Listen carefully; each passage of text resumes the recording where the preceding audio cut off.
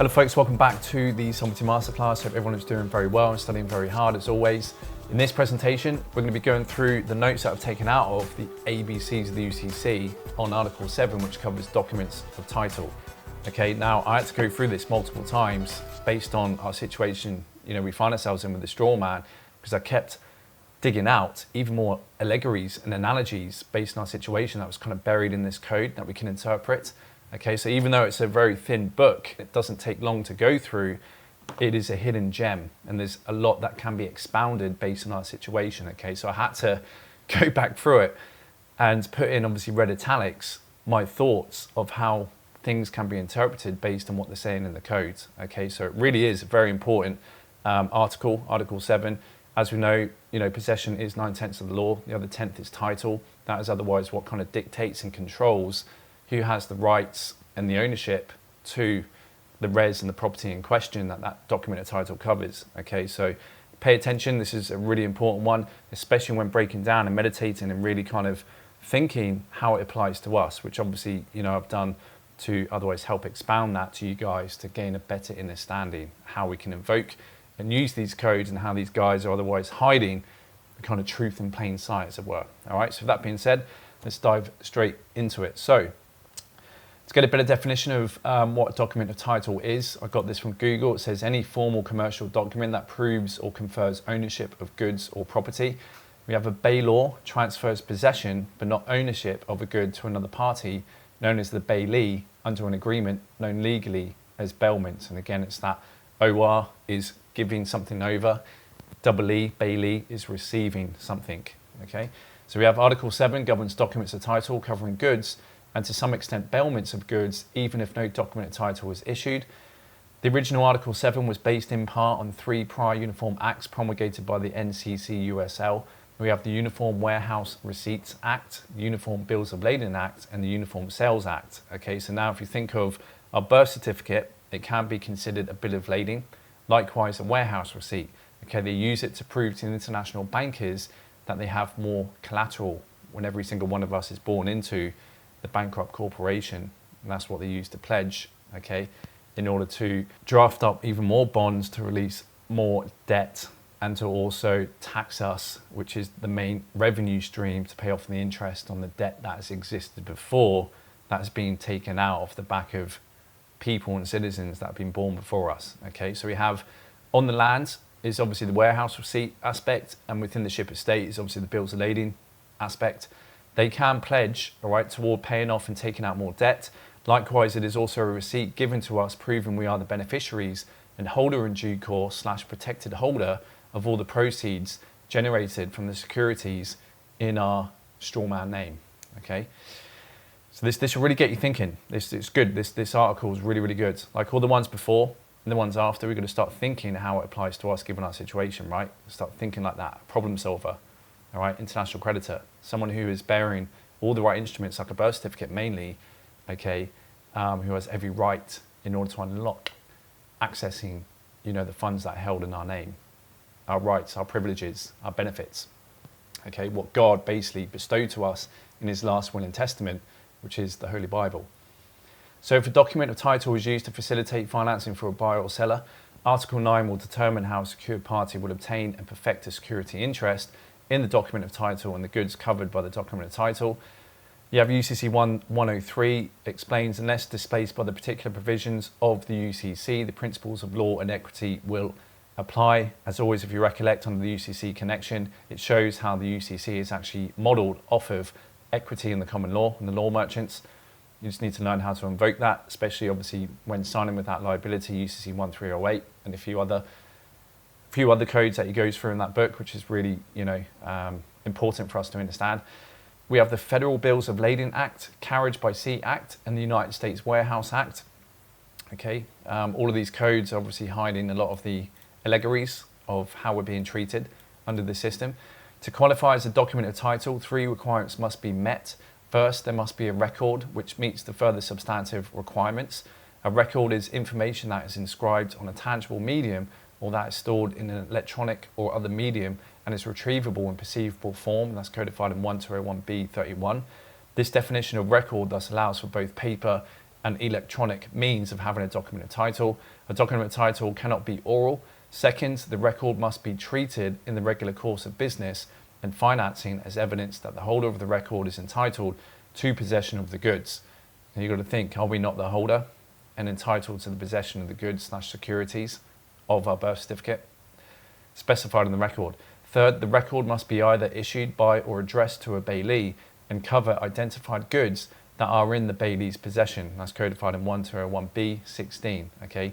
You know, they have a master file on every single one of us, which records all of the identifying numbers, like the QSIP, the SINs, the ISIN, etc., okay, linked to the securities and documents of title registered in our name, all right? So they've got the records. That's why it's so important. At the beginning of this course, we've gone through establishing our own court of office. Now, every court's power is only in their ability to maintain records, okay? And that's why obviously we keep track of everything we do. We have immaculate records, keep record of everything under the postal roads, okay, signing everything, registered postal numbers, etc. Okay, and this is why they have such a meticulous system that works, because they do keep immaculate records of everything and everyone, chattel, okay, and cattle, the products, and the paper back in the products. So a Bailee is defined as a person that by a document of title acknowledges possession of the goods and contracts to deliver them, codified in 7102A1. In addition, a Bailee must be in possession of the goods covered by the record in order for the record to qualify as a document of title.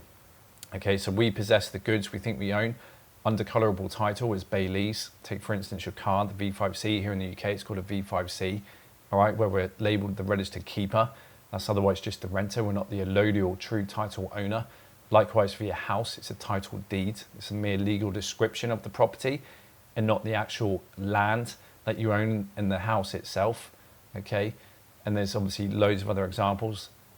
And so the reason why we only receive colourable title is because, you know, we used fiat debt notes to pass on the liability and did not in fact pay for the goods, but merely discharged the liability. Remember, any money of substance that can actually pay for something has to be backed by gold and silver or something of substance. Okay, that's why 1 gram of silver can discharge and completely get rid of and set off $1 million within their system. Okay, then 2, we have registered the goods with the state, handing over our title and rights to the goods and become a user of the goods, where they tax us for its use and can prosecute us if we fail to perform to the letter of the trust indenture, okay, which is just basically all their state statutes, acts and codes and regulations as trustees. And that's obviously where they subrogate us, where normally we should be the beneficiary, okay, but obviously through subrogation, all the tricks and traps and assumption presumptions and us coming in and biting the hook for these presentments and saying that we are our name in the roll call, they condition us even in school, okay, is he, yes, we're here, miss, yes, sir, etc. Okay, we take on the burden of the straw man as trustees, and if a trustee doesn't perform to the letter of the contract, then he's obviously in breach of trust and can be prosecuted, penalised, fined, etc.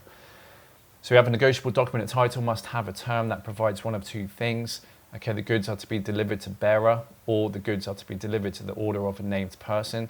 That's codified in 7104A. It's very similar to what's required in a negotiable instrument under Article 3, if you recollect. Got Article 7, primarily deals with 2 types of Bailees that issue documents of title. We've got warehouses and carriers. A warehouse is a person that is engaged in the business of storing goods for hire, codified in 7102A13. All humans are goods born into the warehouse of state, who are all available for hire, are we not? And that's where the corporations come in, and they obviously tap into our social security account, national insurance account, and basically pay us the bare minimum, because we're considered, you know, dead and lost at sea, basically just incompetent debt slaves. So a warehouse may issue a type of document of title called a warehouse receipt, which is, you know, your birth certificate, bonds, national insurance number, social security number, and that's codified in 1201B42. A carrier is a person that issues a bill of lading, again, birth certificate, bonds, national insurance number, social security number, and also your passport and driver's license, which are these documents of title that are giving you the right to transport your straw man and yourself, okay, across the land and across the seas. And that's codified in 7102A2. A record is a bill of lading if it is a document of title issued by a person engaged in the business of directly or indirectly transporting or forwarding goods, and evidence is receipt of goods for shipment, codified in 1201b6. Putting these definitions together, a warehouse is in the business of storing goods and a carrier is in the business of shipping goods. Warehouses issue documents of title called warehouse receipts that evidence receipt of goods for storage, and carriers issue bills of lading that evidence receipt of goods for shipment. Again, our birth certificate can be construed as a warehouse receipt and or bill of lading that entitles us to receive the goods as beneficiary, which are the proceeds from the securities traded in our name.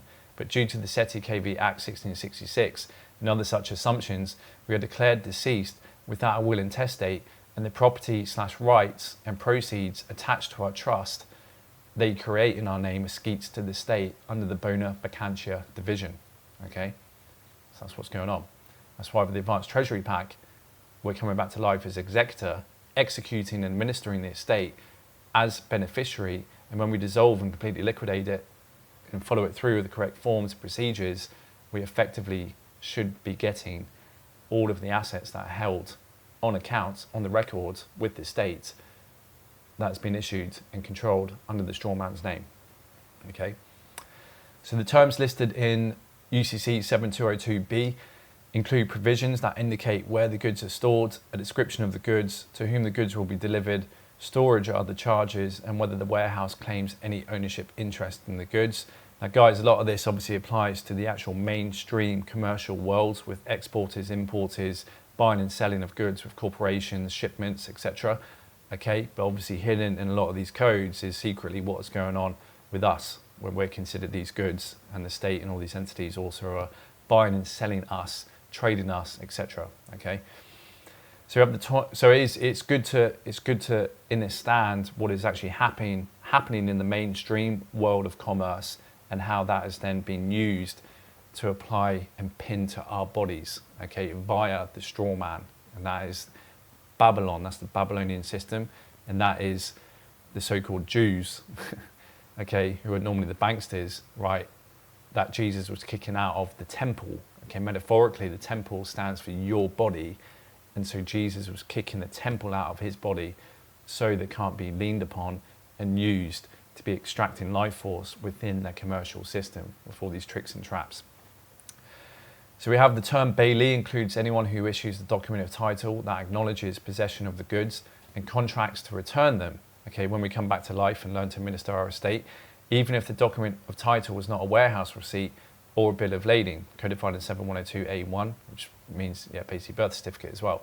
A broader term, issuer, is used as a generic term to cover all Bailees that issue documents of title, codified in 7102A8. And I state here the state are Bailees in this instance, as they have issued us the birth certificate as a receipt to say, hey, we have a trust set up in your name, we are trading and issuing securities in your name for your benefit, and also holding records of title for you, administering your estate, etc. But we have you down as dead on record without a will intestate, so we are looking after the goods for you until such time you learn the law and come back to life. Okay, so in regards to the SETI KV Trust, we are the Bailees, with ownership rights to it being holders of the bill of lading / warehouse receipt, right, birth certificate, and they are the Bailees, but they have claimed ownership as Bailees, as you'll see below. That is a right that is afforded to Bailees because we have been declared dead and lost at sea, and that's what's going on. So a delivery order is a record that qualifies as a document of title that directs a warehouse or a carrier to deliver the goods, codified in 7102A5. The person who deposits the goods with the Bailee is called the Bailor.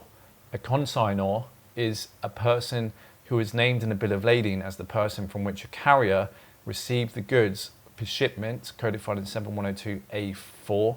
Again, this is going back to Article 5, that is a credit, where a consignor is usually the exporter under a letter of credit situation who would be the beneficiary that deposits the goods for export on said vessel, who issues a bill of lading as proof of goods received on said vessel to exporter, to ship to the importer, who would be the applicant, and the exporter would be able to present the bill of lading and other necessary documents that are required to the issuer, who is the bank, in order to receive the credit before the applicant receives shipment, okay, as long as all obligations are satisfied for document presentation required by the applicant in the terms of the initial agreement that the bank then inspects, okay? If you recall, going back to Article 5, when we go through that analogy again, you can see how also through this kind of document presentation, in order to access our credits that are held on account, we must present the necessary documents, come back to life, status correction, show that we're in control, security agreement, UCC 1, okay, have the executor letter, liquidate the estate, your will, your death certificate, etc., etc. Okay, so it's kind of like hidden in a lot of these codes is the clues as to how we do this, okay? So again, it's really important to understand these concepts in the mainstream world of commerce because it is all just being brought over to apply to us, okay, but hidden in Allegory, of course. And they like using plausible deniability, but we all know, we've read enough now, researched enough and seen, and this is what is going on. So goods are all things that are treated as movable for the purpose of a contract for storage or transportation. That's codified in 7102A7. We are considered goods, common stock, all right? Have your status corrected and you become preferred stock. Always want to be preferred stock. A document of title serves at least 3 functions. First, it is evidence that the bailee has received possession of the described goods. So for a car example, that's the B5C registered keeper document here in the UK. Second, it often serves as the contract with the bailee, specifying the rights and obligations of the bailee and the party depositing the goods with the bailee, okay, which is right of use to the car under the codes. Third, it is also evidence of who is entitled to receive the goods from the possession of the bailee. Okay, the state can come and take your car away at any time, usually when you breach the codes, because they own it and hold the allodial title. So you have documents of title may be transferred to buyer through the banking system, bringing into play the provisions of Article 4, governing the rights and liabilities of banks handling the documents of title, codified in 4501 through 4504. The type of the document of title will also dictate how a financier, such as an Article 9 secured party, will perfect its interest in the goods covered by the document of title, codified in 9312 and 313. So we have here, bailment is usually defined as delivery of possession of specified goods to a bailee who acknowledges receipt of the goods and contracts to deliver them. You think your parents are the bailors initially, handing you over to the state, where they're the bailees, and the state claimed ownership and delivered you back to them, your parents, as the pair who rents, okay? So we have Article 7 treats bailment as a unitary topic, concentrating on carriers that contract to transport the goods and warehouses that contract to store the goods. Nothing in Article 7 requires a bailee to issue a document of title when it receives the goods. So you have the bailee may claim ownership in the goods. This is what happens when we are declared dead and lost at sea in respect to the SETI KB Trust and all the securities held on record generating proceeds for the estate. The state becomes owners as bailees in possession of all these assets and securities. Okay. On the flip side, anything we purchase, we become bailees of, but only hold a quasi-colorable title as mere user. The only way we can claim control as true owner and still possess it is to get our hands on the original document of title and or control the one they issue us by registration and putting a lien on it and or issuing our own document of title under our own hand and seal / court of office and use the UCC and newspaper as legal public notice, registry, okay, and CC in the necessary agencies. All right, it's food for thought. These are all tools that we're learning that we can utilize, that the Advanced Treasury Pact module goes through in more in depth as to what we can do in order to control and do these things, okay? But again, it's just starting to get you guys to think like international creditors, people who are in control, masters, right, sui juris. So we've got the document of title may indicate that goods have been received when in fact the bailee has not received the goods. The description in the document of title may fail to accurately describe the goods that have been received. The general obligation of a bailee under Article 7 is to take reasonable care of the goods, codified in 7204A and 7309A. All right, and this is why you have assigned, social security number or national insurance number. They do take care of you, but some states obviously better than others, especially when it comes to healthcare. But they give you the bare minimum because they see you all as incompetent debt slaves, but know your value, so they want to keep you alive, right? But just want to give you the basic treatment. Okay, this is why they won't cure you, but they'll treat the disease to nullify the symptoms and allow you to live longer with the disease, so you can keep paying taxes, right? And so this is kind of the situation we're in. We're under kind of like a king who's very corrupted, rather than a good king who'd want to give the best to all his people. Okay, they're otherwise keeping all the wealth that we're generating for themselves. They're Satanists, as we know, Sodomites, Canaanites, very xenophobic. They can't go outside to the light of day without bodyguards. They can't mingle with the rest of humanity. They're that far detached. They all probably got archontic attachments to and possessions. So yeah, it's a right old mess, but it's up to each and every one of us to come back to life and say enough's enough, and we're here to transfer the power back into our own hands under our own seal, estate, court of office, emblem, crest, etc., etc. So the warehouse's lien arises whenever goods are deposited with a warehouse, and a warehouse receipt or a storage agreement covers the goods deposited, codified in 7209A. The warehouse need not rely on its statutory lien and may take a security interest in any of the bailor's property in order to secure obligations that the bailor owes to the warehouse. That security interest would be governed by Article 9, codified in 7209B. Okay, so the state would have a security interest in you via your strawman as a transmitting utility. However, their liens are not perfected and put on record. So when we come in and put a lien on the strawman, right, with the security agreement for what we're doing, being holders in due course, protected holders of our birth certificate, we become lien creditors and entitlement holders with the security agreement to all the proceeds that are transmitted and have full control as secured party and creditor. Okay. So we have the Bailees lien under Article 7 terminates whenever the Bailee voluntarily gives up possession of the goods or unjustifiably refuses to deliver the goods, codified in 7209E and 7307C. Okay, if the state refuses to deliver, their lien terminates. So the Bailees lien is enforceable against the bailor, codified in 7209A. Thus, if the bailor is seeking to obtain the goods from the Bailee may refuse to turn over the goods to the bailor unless the bailor satisfies the Bailees lien, okay, codified in 7403B. And I said here, to satisfy this, given our analogy, will be to correct our status, control our securities, and learn how to administer our estate. Okay, and that's all covered in the Advanced Treasury Pack, where we need a good understanding of securities, the UCC, tax recoupments, okay, negotiable instruments, obviously, and accounting practices. So after goods are deposited with the Bailee's basic obligation, other than to take reasonable care of the goods, is to deliver the goods as required under the contract of storage or transportation. Under UCC 7403, the Bailee is obligated to deliver the goods to a person entitled under the document of title unless the Bailee is excused from its delivery obligation. The state is obligated to deliver to the person entitled, which is us. That birth certificate you carry is a beneficial interest certificate, a trust capital unit, a trust certificate unit, okay? And we are entitled, once we jump through all the right hoops and get all the right paper, documents in order and go through the right procedures, we're able to unlock that.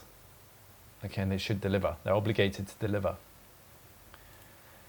So we have a person entitled under the document is defined as a holder of a negotiable document of title or a person to whom delivery is to be made by the terms of a non-negotiable document or delivery order, codified in 7102A9. Again, we are the holders of a negotiable document of title, which is a birth certificate. A holder of a negotiable document of title is defined in UCC 1201B21 as the person in possession of a tangible negotiable document of title, where the document provides that the goods are either deliverable to bearer or deliverable to the order of a named person, and that person is in possession or the person in control of a negotiable electronic document of title. Okay, we are holders of our birth certificate that represents a beneficial interest in the trust, where we are entitled to receive proceeds from our estate. Okay, but as we know, the tricks and traps, they don't want that. They don't want to give it away too easy. It is a rite of passage. It's something that we have to come back to life and do. It's all a game. This kind of Monopoly board game that we're born into. Okay, but the road is there, the path is there. You can see the light at the end of the tunnel with everything that we're doing with the Advanced Treasury Pack too. Okay. So a negotiable document of title will state that the goods are deliverable to bearer, or that the goods are deliverable to the order of a named person, codified in 7104. Delivery is defined in UCC 1201 as the voluntary transfer of possession of a tangible document of title. Okay, when we accept for value a birth certificate, it becomes negotiable and we deliver it to the Treasury for them to perform on and release our proceeds once we have everything set up. So a holder of an electronic negotiable document of title is the person in control of the document of title, codified in 1201b21. Purchase means any voluntary transaction in which a property interest is created, codified in 1201b29. Again, good faith is defined as honesty in fact and the observance of reasonable commercial standards of fair dealing, codified in 1201b20, which is what we always want to be doing and seem to be doing, is in good faith and under fair dealing practices. And finally, to grant a security interest in the negotiable document of title, the three requirements stated in UCC 9203 must be met, which is value must be given, the debtor must have rights in the collateral, and either the debtor must have authenticated, which means basically signed, a security agreement with the collateral properly described, or have taken possession of a tangible negotiable document of title, or control of an electronic negotiable document of title pursuant to an agreement with the debtor, codified in 9203b. Okay, that's something we can go even more in depth with when we go into Article 9, okay, which is going to be a very important one to break down as well. So just to end with, just more of my notes elaborating on some of the things that we covered here in the codes, given our situation. So we've got the car, for example. Here in the UK, we get the V5C, which basically makes us the registered keeper. Okay, right to use as Bailee. And so the real true document of title would be the manufacturer's statement of origin. Okay, unless you can get your hand on that, it'd be very difficult to kind of, under their system, claim ownership and rights and title to that car, unless of course, you do put a lien on it, the UCC, put in a security agreement, and or issue your own document of title, knowing, the post-road mechanics and setting up your own court of office and record. Okay, so record is where the power lies in all these titles. So house, you get given the title deed, which is merely a colourable description of property, right? Again, right to use as Bailee. Clean title is obviously preferable because, it's free of all encumbrances, i.e. mortgages or liens against the property. The original document of title, this is just me thinking out loud, right? I've not dealt with property as yet in terms of houses, because I've never taken out a death pledge, a mortgage, smarter than that. So this is just me thinking, right? So original document of title is probably the allodial held on a secret registry. Okay, title deeds merely explain the legal description of the property, like I said before, and it's all colourable. Okay, so there is a method of claiming a allodial title to the property through these methods. Okay, however, because that then removes the property from being part of the bankrupt social construct, and you won't be paying tax on that, you probably won't be getting the services that derive from the tax revenue, even though everything is prepaid when it comes to council services like bins, emergency services, etc. Okay, but cross that bridge when we come to it. Strawman, original certificate of live birth is, and then you've got the SSN and the national insurance number. Again, we've got the right to use as Bailee to conduct commerce. This is the strawman, okay, but we do not own it or control it until we file a security agreement, power of attorney, UCC 1 finance statement, etc., and all the other status correction documents and processes and procedures, okay? Because even we didn't create it, the state created it, but it's created off the back of our life force, our very presence here on the earth. So we have got beneficial rights and ownership rights to it, okay, when we go to put liens on it, etc., and to control all the security interests. So again, the strawman, so the government creates via registration. We got the original certificate of live birth is the true document of title, normally held in the Vatican. Okay, we receive a proxy version document of title in the form of our birth certificate, okay, which is a bit of lading / warehouse receipt, and under trust law would otherwise be considered a beneficial interest certificate or a trust capital unit or trust certificate unit, okay, giving us the rights as holder in due course, protected holder to receive the benefits of the trust that they set up in our name. Parents effectively gives away ownership of the child. Okay, the state becomes the bailor and the parents become bailees in possession of goods, but not the owner. Okay, they merely become the pair who rents, right? Bailee can also own the goods. This is what I mean, you can interpret it both ways. Bailee can also own the goods. So parents could be the bailors in this instance, and the state by handing over the child, right, when you register, and state becomes bailees, who then own the goods after we are declared dead and lost at sea. So everything escapes to the state and they rent us back out to the pair who rents, our parents. Okay, so it can work both ways. So we've got car and property. State becomes bailors, you become the bailee and look after the goods with reasonable care, become a user, merely possess the thing, and carry quasi-title ownership under colour of law. If you do not comply to the terms and conditions of its use, then you will be prosecuted. Okay, title owner can seize and levy taxes for its use, as we know. Strawman, again, becomes Bay law under our security agreement plus UCC 1 filing, and we become the Bailee, okay, in control and in possession of the goods the strawman owns, and the strawman pledges its collateral, and we have security interest. All right, so I'll just elaborate. I don't think we can ever gain title ownership of our strawman or our property, but we can control it without suretyship unless we create our own document of title. That's where the power lies, okay, using the postal road mechanics. Unless, of course, we take control of their document of title, okay, or get hold of the original document of title itself, okay, which would be the certificate of live birth, and or for like a car, it would be the manufacturing statement of origin, okay, by registering it as an asset in our security agreement and filing that to our UCC 1 as added collateral on a UCC 3 amendment, along with the property associated with the document of title. Okay, that's kind of like the next best thing. The document becomes then a security which we have liened and perfected, making us the lien creditor, entitlement holder, and protected holder, and holder in due course, giving us superior rights and interest in the res, the thing, the property in question, and also the document of title that represents it. Okay, so this is all about controlling your res, controlling your securities, or turning those bits and notes, that document of title, into a security. And the way you do that is by registering it via the postal road mechanics and then putting a lien on it on the public international registry, which is the UCC. Okay, so this is what we're all learning, to control all of our res as being holders in due course, lien creditors and entitlement holders, protected holders, okay, international bankers. And that's where our power lies, is in all of these tools and knowledge that we're learning in order to get all this done. Okay, so this is a really, really good article to break down and to really get the cogs turning in our thinking when dissecting the analogy and the metaphors and the allegories that are hidden, right? The parables that are hidden in these codes. And like I said, I had to go back through this. I must have recorded this probably 4 or 5 times and watched it back. And I was thinking, oh no, there's more. There's more to this that I picked up on. So I was just like, I need to write this down because there is so much off the back of some of these codes, as you can see, right, in order for us to glean. Okay, so really highly recommend going to get the book again, watch through this multiple times, and obviously read through again multiple times. And I've also, I thought there was a link down here, but there's not. That's fine. That's on the next one.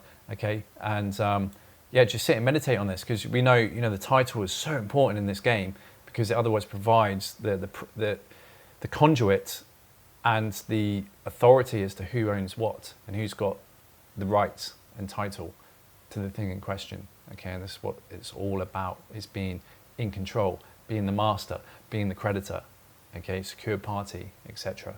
All right, guys, thank you so much for watching, and I'll see you over in the next presentation. We'll be breaking down another very interesting article, which is Article 8 on investment securities. Okay, so I'll see you then. Cheers, bye-bye.